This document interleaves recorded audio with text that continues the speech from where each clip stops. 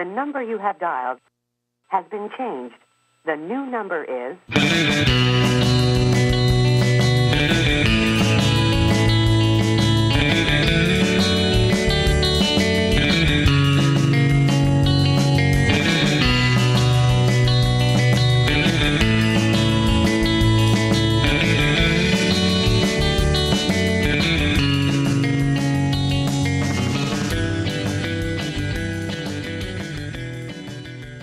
Hey, what's up, Internet? Paparazzo Dave Chapman here yet again.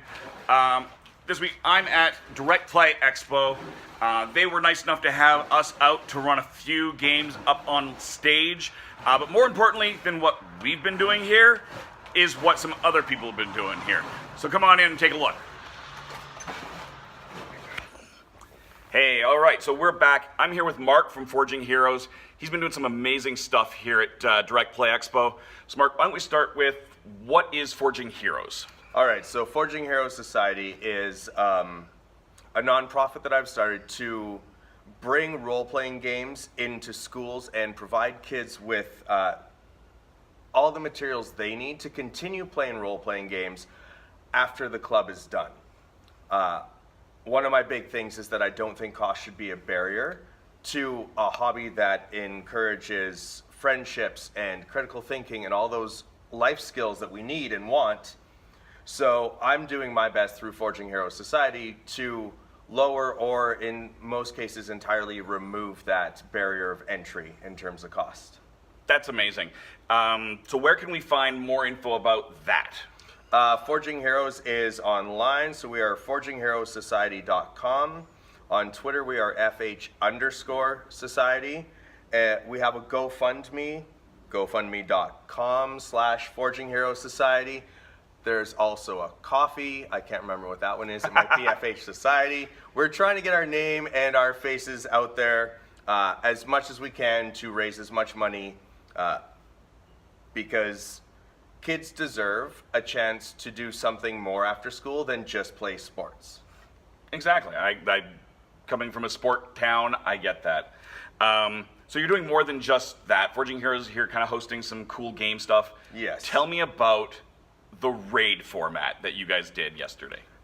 So the raid format was multiple DMs, multiple players. We had 4 tables going at one time through the same dungeon. And it's designed to have the players and the groups split apart, run into each other, join rooms, and all for the sake of having a fun time, switching tables so that you get to meet more people in the community, play with more different people.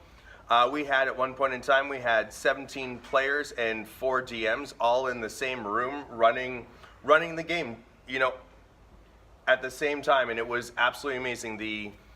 The chatter and hearing how the different DMs ran the rooms differently, even though they would sometimes end up in the same room. I mean, it's a dungeon. It's a closed space. There's only so far you can go. And then it ended with them, a certain amount of them find an artifact or a relic, and then they get to fight the big baddie, while the rest of them get to stop the onslaught of enemies that are trying to prevent the chosen ones, as we called them, from defeating the big baddie. That's amazing. And so, like, what happened in one room could impact what happened in another room, Absolutely. Right? There were corpses from one room that got thrown through portals that shot up in another room. If one group went all into the same portal, they got spat out into different rooms, so they would have to pick up their character, all their stuff, move to a different table, join that table until members of that table moved, or until they jumped into another portal, or got reunited with their party, or just found a new party to travel with, or in some cases threw each other to the wolves. I can't wait. I want to try this at some point. Obviously not this year, but yeah. I hope you're going to do it at another event. We definitely have some plans to do it. We're going to do it in Edmonton at Foam Fighters as a fundraiser for Forging Heroes. We think it'll be fun. I haven't worked out all the details, but the goal, the dream, the vision is to have every encounter fought in the Nerf arena.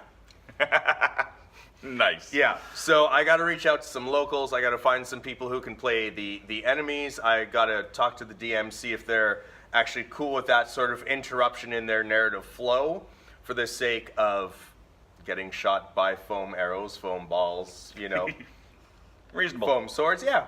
Awesome. Well, thanks for joining us and telling everybody about this. Well, thank you so much, Dave. So the last Direct Play Expo, we ended up on multiple Twitch streams. We had amazing VR games. There was great presentations happening. There's going to be some new changes in the spring for the next Direct Play Expo, but the rat hole is going to be there. Until then, thank you to The Watch for having me out. Thank you to the 427s for the amazing music. Thank you to Direct Play Expo for having me out. And we'll see you again soon.